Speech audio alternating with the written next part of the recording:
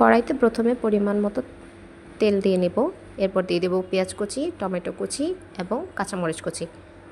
সুন্দর করে এগুলোকে ভেজে নেব, টমেটো এবং পেঁয়াজগুলো সম্পূর্ণ নরম হয়ে আসা আগ পর্যন্ত। টমেটো এবং পেঁয়াজগুলো নরম হয়ে আসলে এরপর দিয়ে দেব গুঁড়া মশলা, যেমন লঙ্কা গুঁড়ো, হলুদ গুঁড়ো 1 চামচ করে। এটাতে ঝাল হবে না তেমন, এজন্য লঙ্কা গুঁড়ো যেন একটু কালার হওয়ার জন্য। আর হচ্ছে দিয়ে দেব পরিমাণ মতো লবণ।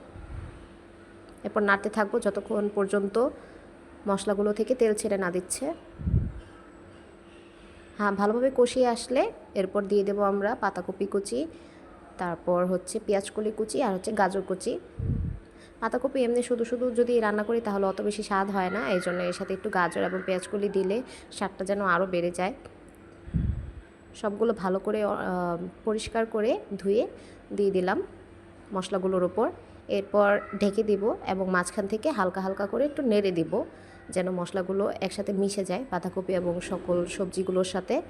ওই ক্লিপটা নেওয়া হয়নি আসলে, তো শুধু ঢেকে দেওয়ার ক্লিপটাই রয়েছে। তো ঢেকে দিলাম এবং মাঝে মাঝে খুলে খুলে আরও ভালোভাবে নেড়ে দিব। নরম হয়ে আসলে এই তো তৈরি হয়ে গেছে এবং সর্বশেষে ধনেপাতা দিয়ে পরিবেশন করুন গরম গরম শীতের স্পেশাল পাতাকপি। ধন্যবাদ সবাইকে।